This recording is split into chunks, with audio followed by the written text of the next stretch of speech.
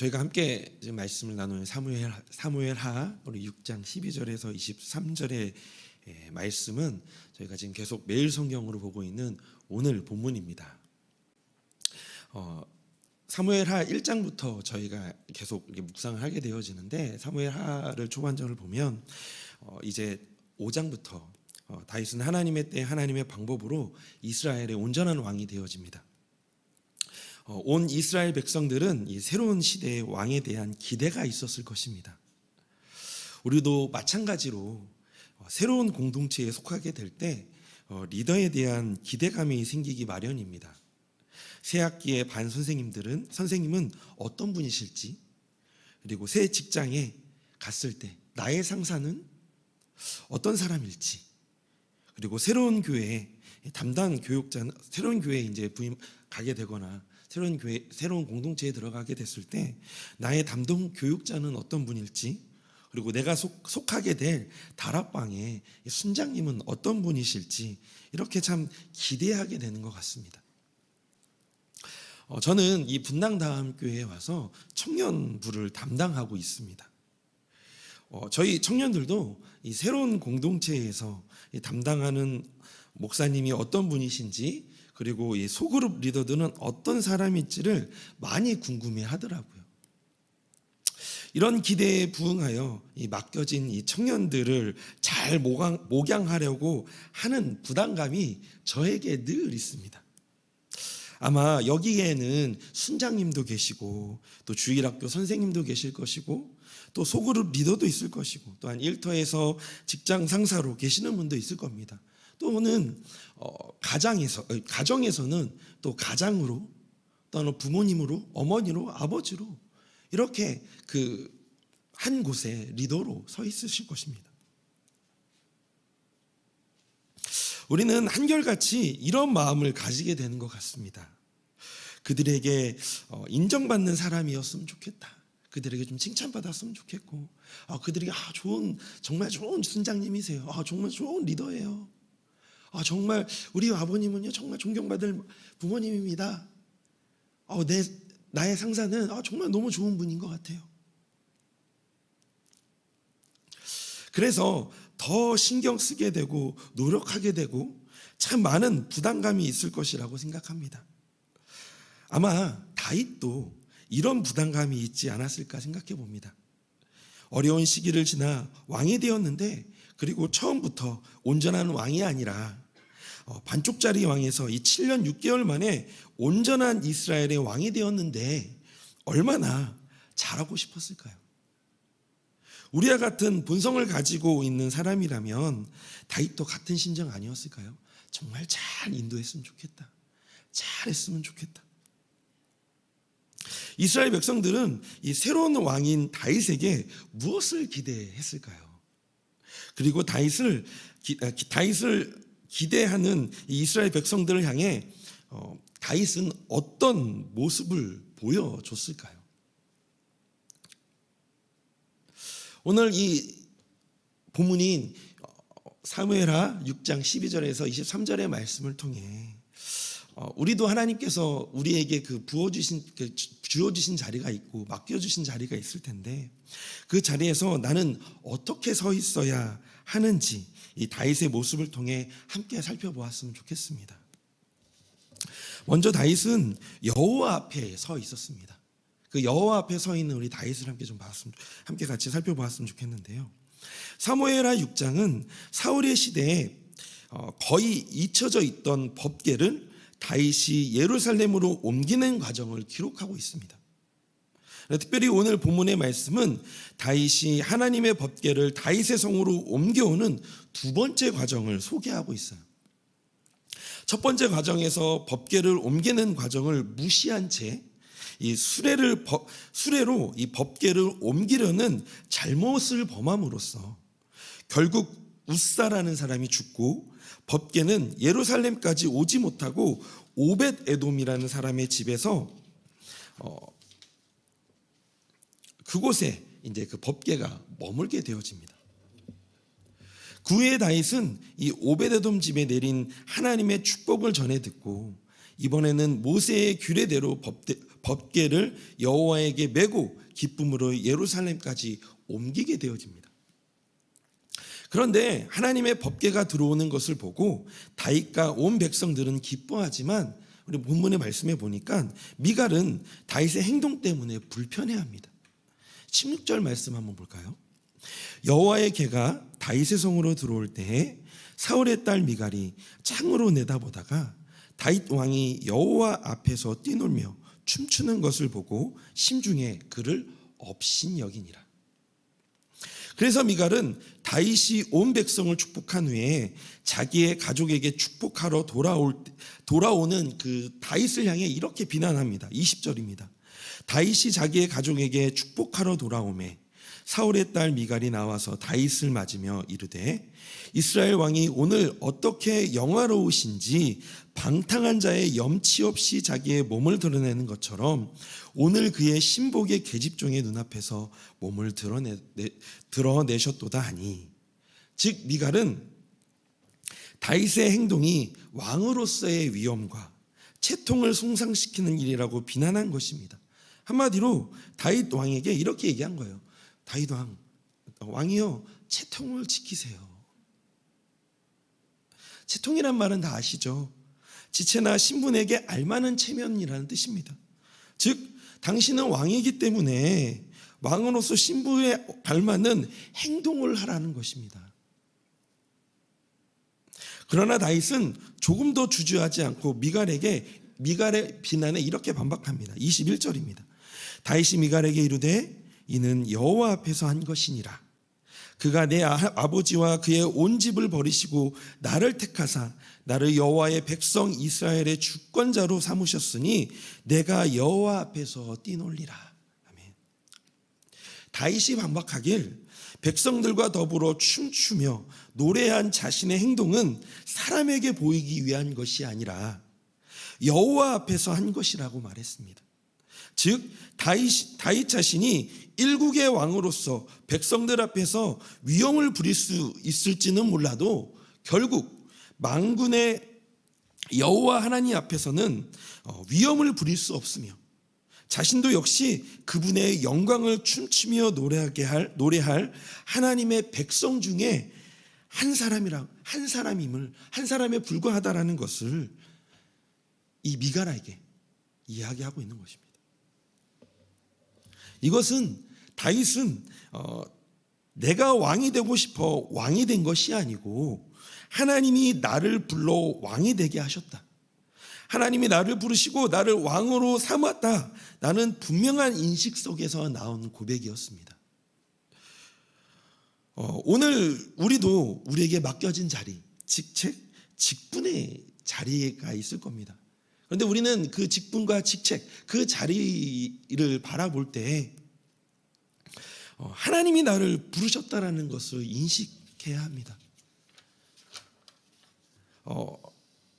왜냐하면 우리가 그 하나님이 부르신 자리에 있음을 인식하지 못하면 우리 안에 힘이 들어가게 되어지거든요.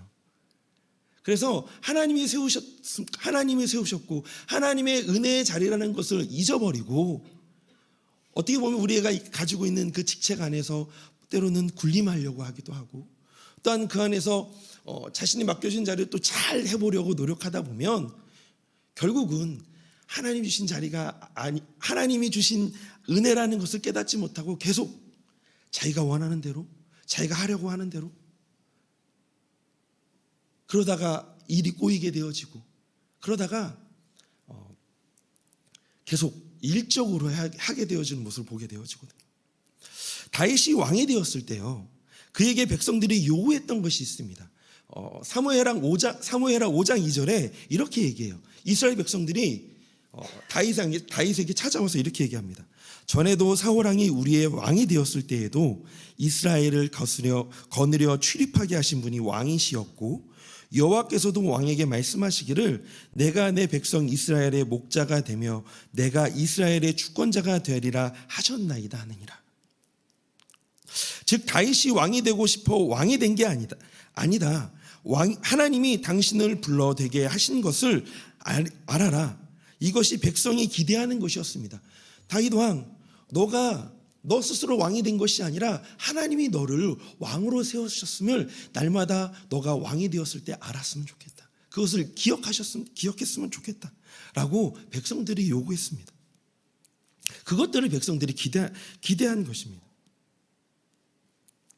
첫 번째, 하나님의 법궤를 운반하는 것이 실패했을 때 그는 중요한 사실을 깨닫고 마음을 다시 잡고 시작하게 되는데, 즉 다윗 자신을 부르시고 세우신 분이 하나님이심을 인식하고 하나님의 말씀을 준행하며 사는 길만이 현재의 상황에서 회복할 수 있는 유일한 길임을 알게 된 것입니다. 이게 어떤 의미냐면요, 오늘 본문이 하나님의 법궤가, 언약궤가 다시 이스라엘이 있는 예루살렘으로 운반하게 되어지는 두 번째 과정이라고 얘기했잖아요. 저희가 6장 1절부터 보시면 다윗 왕이 하나님의 언약궤 법궤를 예루살렘 성으로 옮기려고 했던 장면이 나옵니다. 그래서 백성들의 동의도 구하고, 그래 우리 함께 같이 가서 하나님의 언약궤를 가지고 오자, 하나님의 임재의 상징인 그 언약궤를 가지고 오자라는 마음으로 나가서 열심히 막 찬양도 부르고 막 열심히 나팔을 부르고 많은 사람들이 함께 갑니다. 그렇지만 거기에는 그 하나님의 말씀 그리고 하나님이 원하시는 방법들을 뒤로 하고 자신이 생각했던 방법들, 그리고 백성들의 동의만 구하며 그렇게 행동했었거든요. 결국 하나님의 말씀은 빠져 있었고 하나님의 그 말씀대로 했던 것들은 빠져 있었다라는 겁니다. 우리는 이것을 통해서 알 수 있는 것은 뭐냐면, 하나님이 부르신 자리에서 하나님의 관점으로 하나님 하신 일들을 행하여 나가야 되는데, 그것이 아니라 사람들의 말을 사람들을 어떻게 동의를 구하고 어떻게 마음을 사서 내가 왕으로서 잘 행동할 수 있을까? 그들을 어떻게 잘 이끌어갈 수 있을까? 이것만 생각했던 것입니다. 그러다 보니 하나님의 말씀, 하나님 언약궤를 하나님의 말씀대로 인도해야 된다는 것은 잊어버리고 사람만 봤던 것이죠. 그런데 오늘 이 두 번째 이 언약궤를 인도하는 과정 중에서 이것을 깨달았던 것입니다. 하나님의 말씀대로, 하나님의 말씀대로 행하는 것이 현재의 상황을 회복할 수 있는 길이고 백성들에게 인정받을 수 있는 길이라는 것을 알았다라는 것이죠.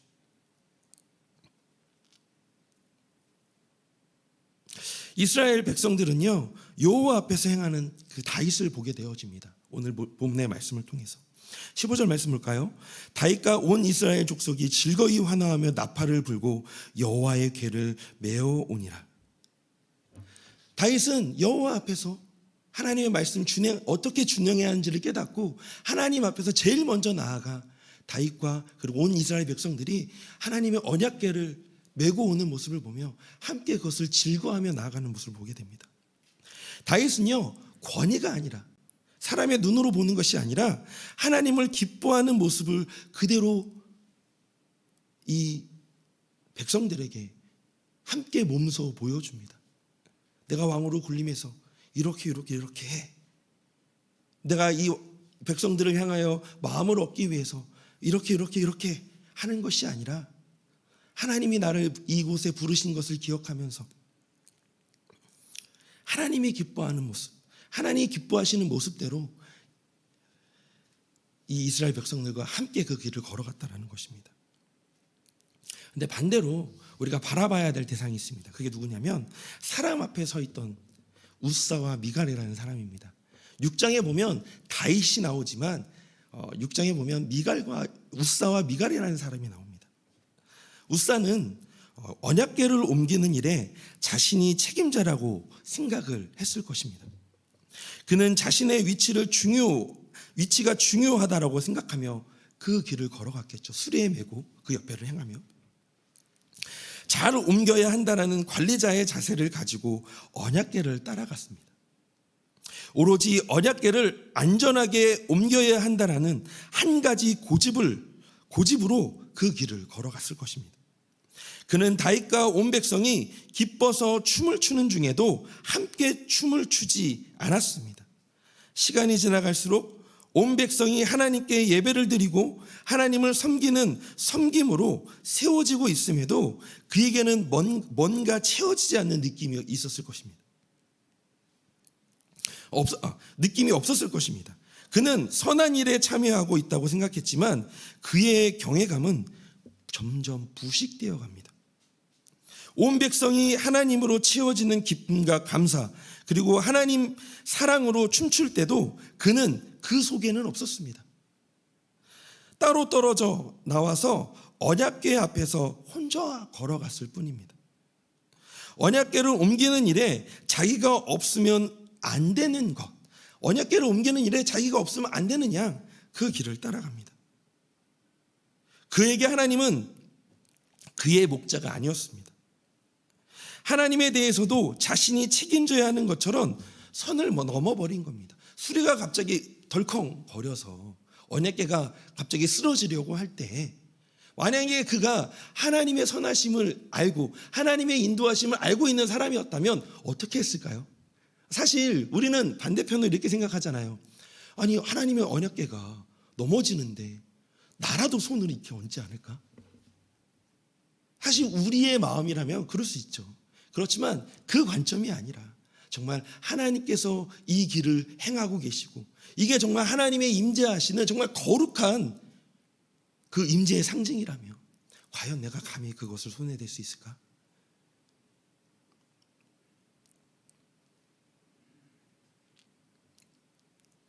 하나님의 세우신 그 자리, 그 자리에서 이 웃사는 아마도 그 자신을 잊어버린 채 자신의 임무에만 아마 집중하여서 그것들을 만지진 않았을까요? 또 한 사람이 있습니다. 미갈입니다. 온 이스라엘이 감격하여 하나님을 찬양하며 기뻐할 때 미갈은 내려오지 않았습니다. 따라오지 않았습니다. 그 또한 다윗의 아내잖아요. 아내로서 왕비 아닙니까? 그렇다면 하나님의 언약궤가 정말 오랜 시간 다른 곳에 있다가 정말 그 하나님의 임재가 이제 이스라엘 성에, 예루살렘의 성에 임하게 되어지는데 기쁘지 않았을까요? 그런데 그 미갈의 마음에는 그런 마음이 없었다라는 겁니다. 나는 왕비이기 때문에.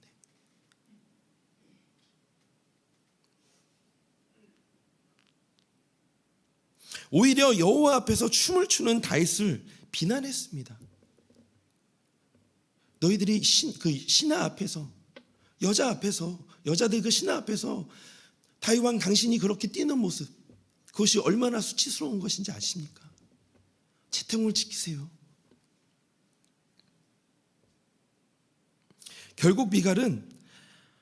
결국은 자녀를 낳지 못하는 저주를 받게 되어집니다.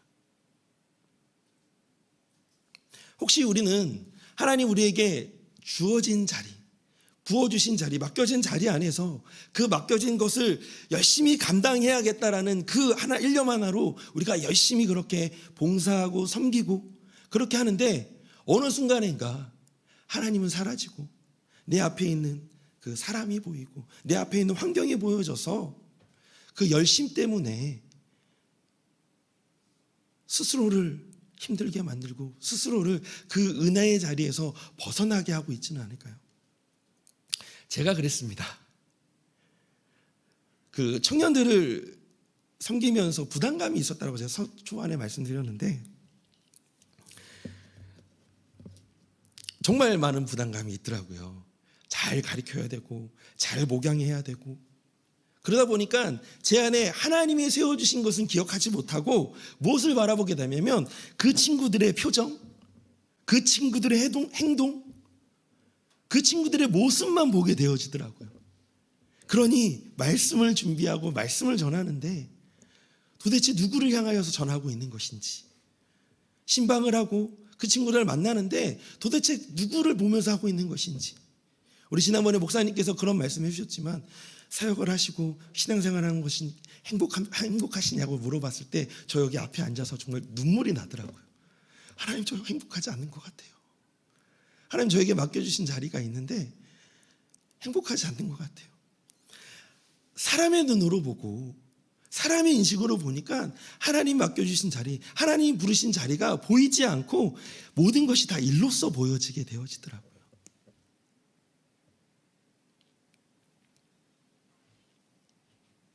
그런데요, 다윗은 반대였습니다. 다윗은 목동일 때도, 왕이 되었을 때도, 사울왕 때문에 10년이나 객지를 떠돌아야 할 때도, 수많은 전쟁 중에서도 그는 언제나 하나님과 함께 살았습니다. 하나님 안에 살았습니다.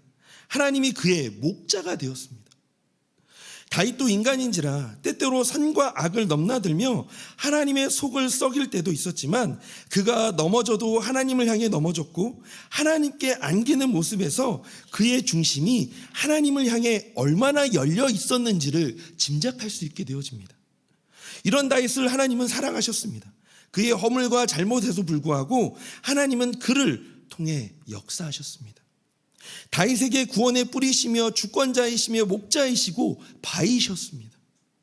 그는 그렇게 하나님의 임재의 상징인 언약궤를 모셔올 때도 하나님께 달려갔습니다. 백성들은 이런 다윗의 모습을 보며 하나님께서 기뻐하시는 것이 무엇인지를 깨닫게 되었습니다. 하나님을 고백하고 하나님을 높이는 다윗, 하나님을 향해 열려있는 그 중심을 백성들이 본 것입니다. 미갈의 비난을 받으면서도 나는 앞으로 계속해서 여호와 앞에 뛰놀며 하나님을 찬양할 것이라고 하는 다윗을 백성들은 본 것입니다. 제가 이게 청년들 때문에 이제 청년들을 사역하면 부담감을 가졌다라고 얘기했잖아요. 제가 그것 때문에 잊어버린 것이 있더라고요. 그게 뭐였냐면, 하나님이 날마다 하나님이 이곳에 세우셨고 하나님 나와 함께 하시는데, 제가 처음 분립에 참여하면서 1월 첫째 주에 제가 교회 우리 분당우리 교회 10층에 우리 홍대건 전도사님과 우리 목사님과 우리 노진아 전도사님과 이렇게 같이 모여서 함께 같이 그때 기도했었거든요.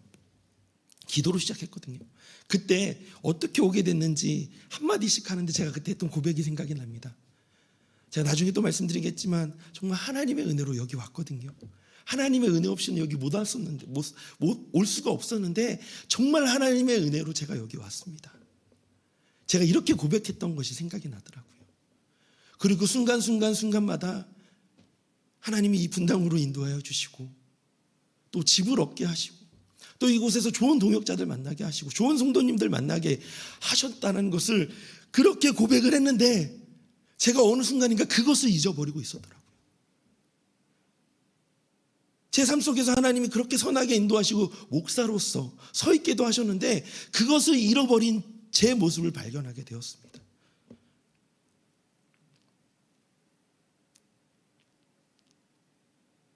우리 청년들이 이런 얘기를 해주더라고요. 목사님, 저희들이 목사님에게 원하는 것은 다른 게 아니에요. 목사님을 통해서 목사님이 경험하신, 그리고 목사님 똑같이 다 힘들잖아요. 다 바쁘시잖아요. 근데 목사님이 그렇게 바쁜 와중에, 힘든 와중에도 그것들을 통해서 경험하신 하나님을 저희는 듣고 싶어요. 이런 얘기를 저한테 해주더라고요. 근데 그때 제가 그 시절에 그 순간순간 그 이야기를 들을 찰나에 제가 이제 새벽 설교를 하잖아요. 새벽 설교를 하면서 제가 깨달았던 게 있습니다. 하나님께서 지금까지 하나님의 주권 가운데, 하나님의 섭리 속에, 하나님의 계획하심 속에 우리가 날마다 걸어가고 있고 하나님이 그렇게 살게 하시는데 왜 너는 그것들을 잊어버리고 있니라는 거. 그때 깨달았던 게 뭐였냐면, 그래 맞아, 하나님이 나를 이곳에 불러주셨고 이곳에 나를 더욱더 성장시키실 것이고 나를 통해 하나님께서 나에게 주신 좋은 것들을 나에게 맡겨주신 우리 청년들에게 흘려보내는 통로로 사용하실 것인데 왜 너는 그것을 잊어버리고 있니? 그것을 깨닫게 되어졌습니다. 그래서 그때 관점과 생각이 변화되어지더라고요. 맞아, 하나님 나와 함께 하고 계시지. 하나님 나를 세우셨지.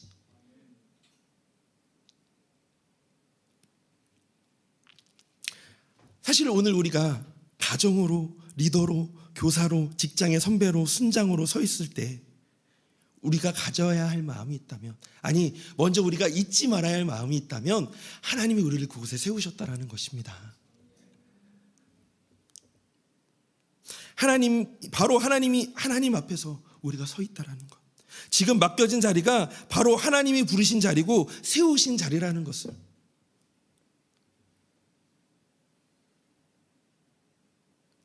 그래서 우리에게 맡겨주신 그 순원들이, 우리가 맡겨주신 우리 직장의 후배들이, 또 우리 자녀들이, 또 우리 학생들이 우리에게 원하는 것이 있다면 하나님 앞에서 삶을 풀어가는 모습, 예기치 않게 찾아오는 고통과 고난 속에서도 하나님 안에서 삶을 풀어가는 모습을 보여주는 것, 그것이 하나님이 원하시는 것이고 우리에게 맡겨진 영혼들이 보기를 원하시는 것이라는 것.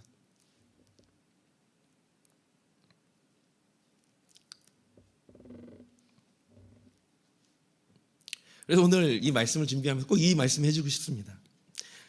그러므로 오늘 우리 성도님들 잘 살고 계십니다. 저한테 청년들이 계속 그런 말, 청년들뿐만이 아니라 다른 분들 계속 말씀해 주셨거든요. 제가 잘 이렇게 보지 못할 때 지금 잘 하고 계시고 잘 살고 계세요 라는 거였어요. 근데 그게 되게 위안이 되더라고요. 우리 성도님도 마찬가지입니다. 내가 지금 있는 자리에 내가 지금 잘 자녀로서, 부모로서 잘 살고 있을까? 잘 행동하고 있을까?